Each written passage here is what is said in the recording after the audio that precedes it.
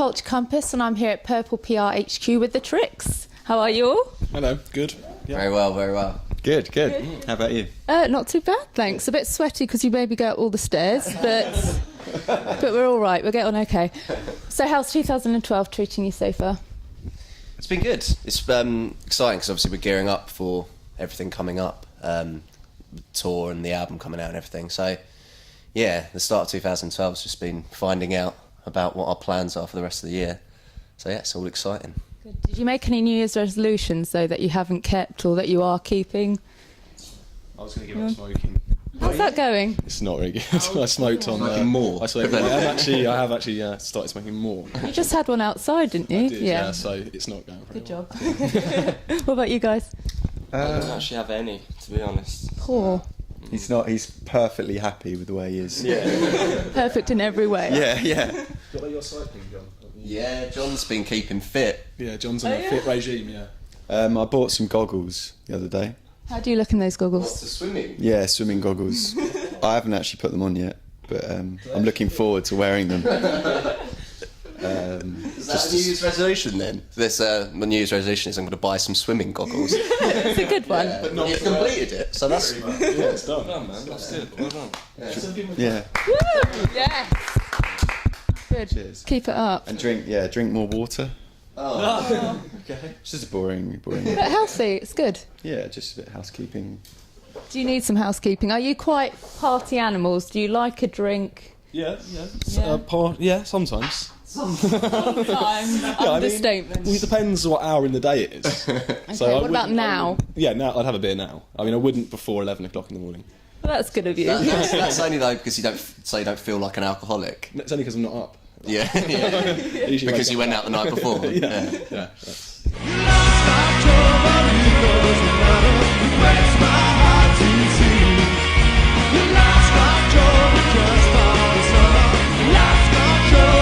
We're about to go on tour January 26th in Cardiff at the Globe. You kick off. So yeah, I've done my research.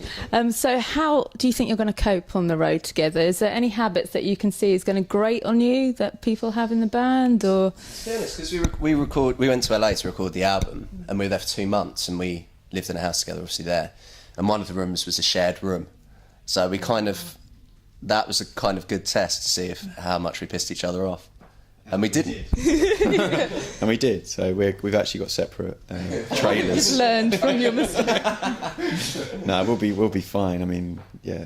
Me and John live together already. And Me John and and Ash Ash live together, live so yeah. So you know how to it's not going to kind of be anything out of the ordinary. Plus, those two sleep around the flat all the time, so I'm used to them getting in my way. So yeah, we pretty much kind of live together anyway. Yeah.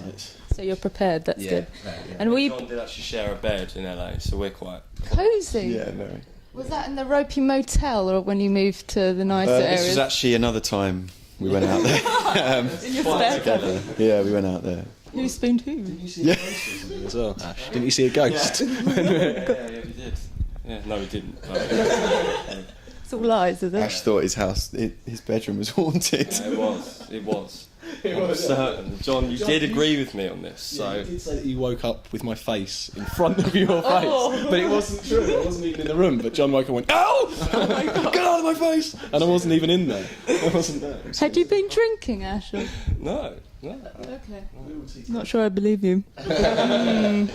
So tell me about LA, because it must be quite distracting. Did you have focus while you were out there, or did you take in the sights? And Well, we did a bit of both. I mean, the benefit of being there for 2 months meant that we weren't working every day. We'd have like stints, so we'd maybe do like kind of 2 weeks being in the studio every day, and then we kind of have a week off.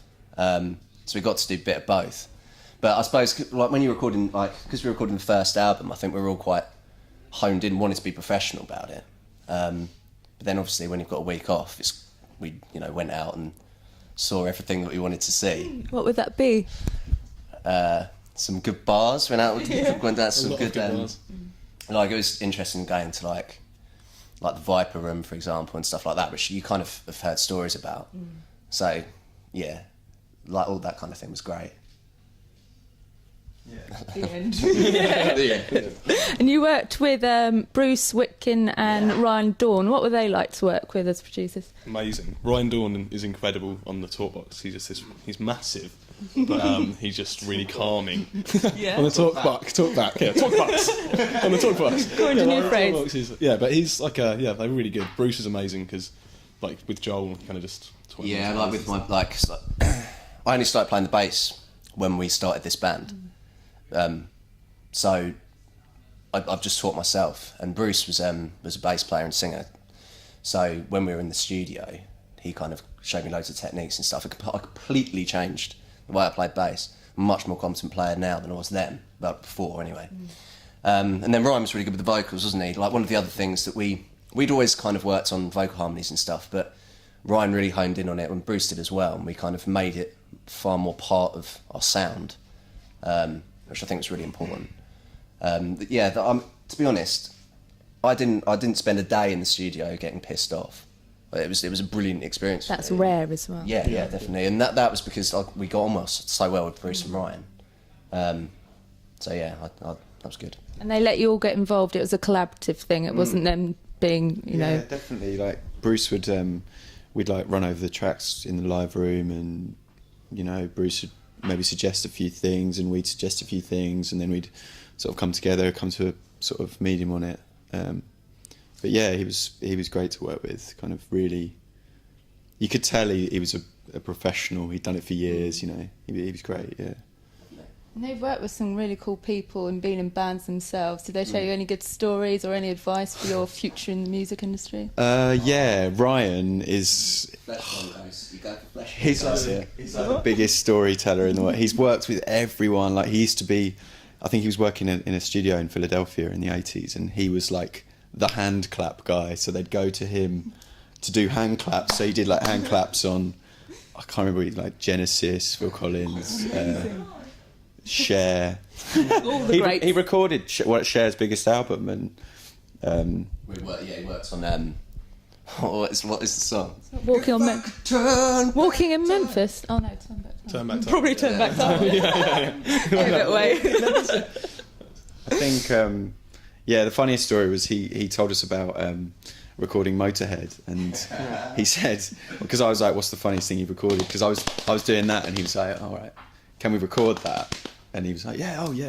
I recorded, when I was working with Lemmy, I recorded two girls bare asses with Lemmy playing bongos on them. Wow. They called them the flesh bongos. It's amazing. You need to do this, I feel, for the next album. Yeah, so Bruce bent over. What a nice image. Wow. Yeah. Good. So I want to talk about your history. You had to take a moment. Yeah, I did. It warranted it. Yeah. So you all were in bands before, but I think you poached Elliot, was it? That's me, yeah. Yes, you were poached. I mean, I left the band that I was in. Voluntary. It was kind of like I There's didn't. a rumour going around that you've been poached, wasn't it? It was like a thing that, because we were such close friends already, and the two bands worked, like we played with each other all the time as well. And the lead singer of the band I was in is really good friends with us and still is. But there was a kind of worry that, because I'd left that band and was joining another band of close friends, that it kind of, in some kind of way, a slight. yeah. So But it wasn't. But it wasn't at all, and it was fine actually in the end. But I can remember you coming to a gig that we were playing. It was at Notting Hill Arts Club, oh yeah. and then I was speaking to Ash afterwards, and I was going, "I wish I was in our band." And then you were. And then I was, it happened. Worked out. Happy Get what you ending. wish for. Yeah. You're regretting it now, aren't you, John? Every day. And when you formed, did you have that chat? What are we going to sound like? Who do we want to be like? Or did you just jam and think, let's see what happens? I think it just kind of happened, like, I don't know, it kind of just came out really, like, how me and John moved in together, and we just started kind of jamming songs, so it kind of naturally evolved, really. Yeah, I think it changed when me and Elle moved in together. It kind of changed our sort of influences and stuff. We started DJing a lot and playing loads of soul records and R&B and stuff.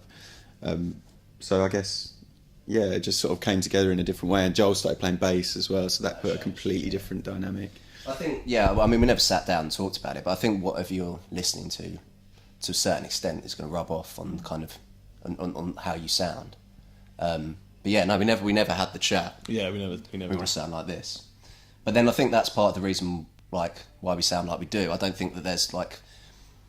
It's hard to kind of compare us to, like... You know, it's not like they are exactly like this band. And I think if we'd have had that chat, then maybe it would have been a bit like that.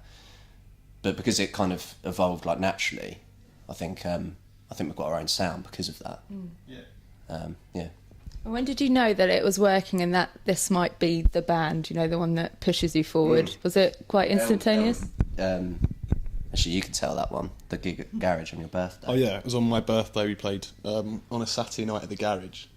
We were headlining, which is it's a really good venue, and loads of people turned up, and it was just one of those gigs where you feel like this is it, kind of thing. And Good and it was vibe. it was a really good vibe, and it was So There's a lot, you start, you know, people start coming back. I think that's also when you realise it's going somewhere where, like, you start recognising people coming back to every gig. And I think that was kind of one of the first gigs which really made people kind of, like, watch us and think this could, you know...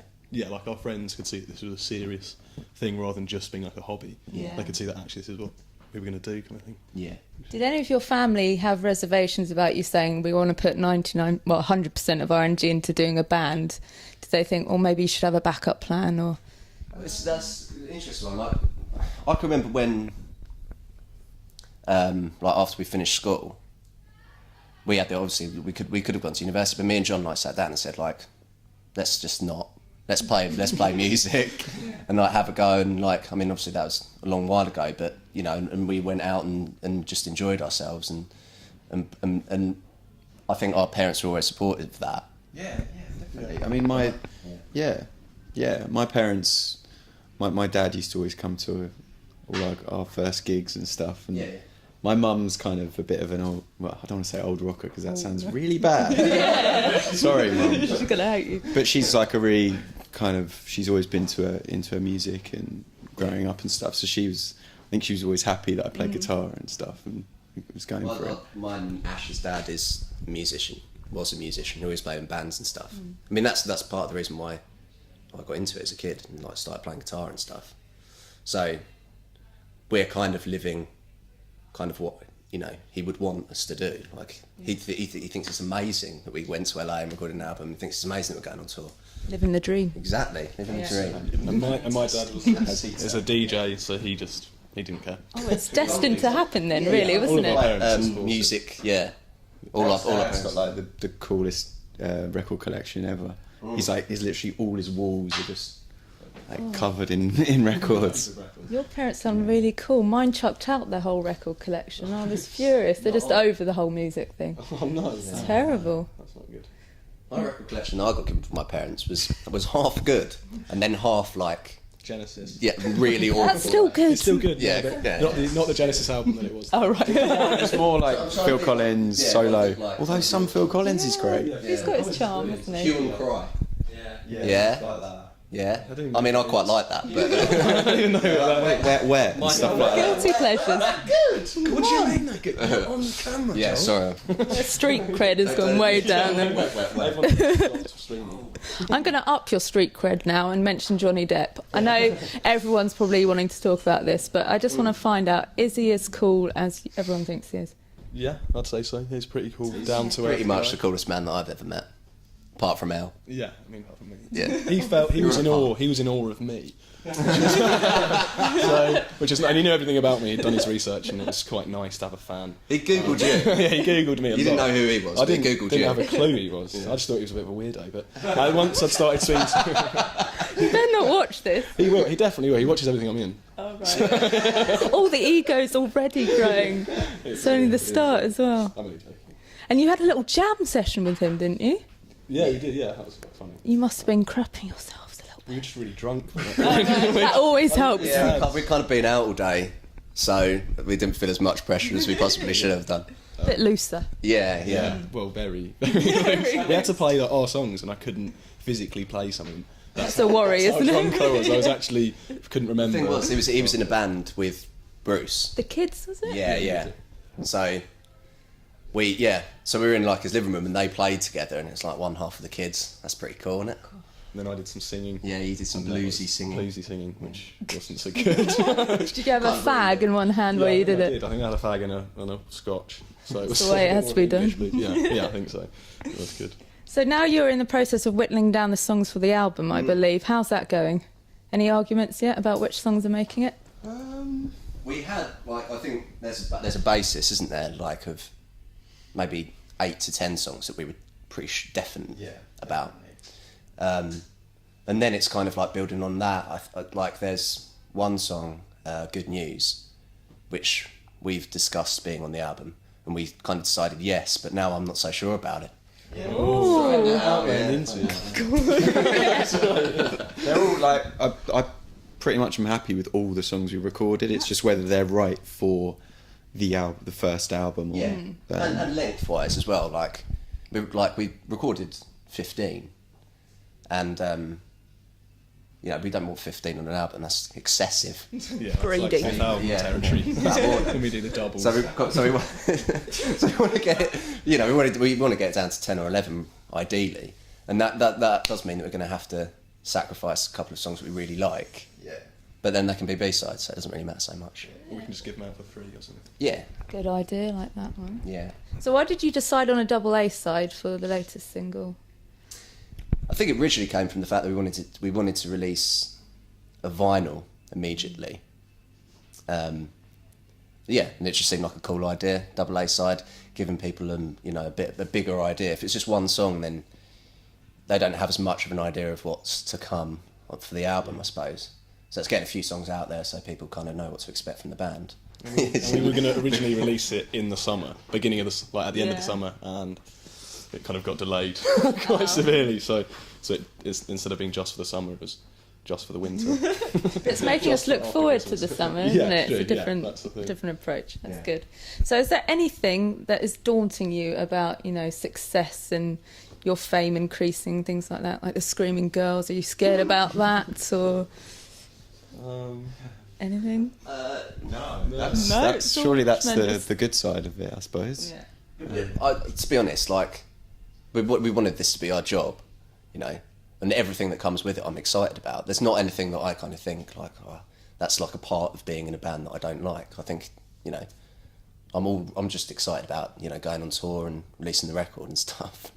I can't talk seriously when you're looking at me. Are you giving advice? Agreeing. Yeah. No, I am. I'm just listening and taking it all in. It's fine. We've got any expectations of what we're gonna, become or whatever. I think we're just sort of happy to just go along with it and have fun as we go along, and hopefully, enjoy the experience, and then we'll get more noticed as we go along, and people will like the music and stuff. So Bound to happen, isn't it? yeah, I hope so.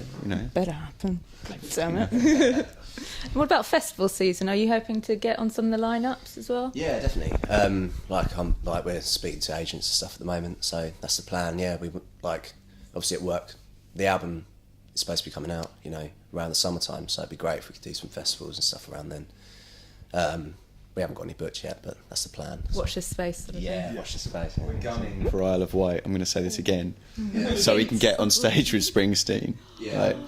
And Tom Petty. But then people might not be able to work out of you and Tom Petty, who's Or like you and Bruce. Yeah, it might be an issue. Everyone will think they're on acid or something. Double vision! yeah. Bruce is at Hard Rock Calling as well, though, isn't he? I've applied to go. Oh, yeah. So let's wrap this up. If you want to encourage people to check out your stuff? What's your mission statement or thing to lure them in? Without being too raunchy. I think the thing about our band is it's something in its own right in the music industry at the moment. It's kind of instant, kind of uplifting, kind of hooky. It's hooky rock music, really. Like, you can't. People come to us after gigs and they're like, I can't get that song out of my head. It's kind of like there was like, it's hypnotic to me. Ooh. I don't know, but I feel like they stay on your head. Our songs stay in your head, and you just want to sing along. So people come to our gigs more and more, and you just see people singing along and dancing around, and it's generally quite a fun atmosphere at our gigs. Yeah, come to a gig and you'll enjoy yourself. It's good fun. That's we've always wanted to be a good live band, and and that's kind of our thing. Yeah. Okay, so the tricks equals good fun. Good fun. Yeah. Okay, okay. Well, best of luck for the rest of the year. Brilliant. Thank you for talking to me. Thanks. Thank you. It's a wrap.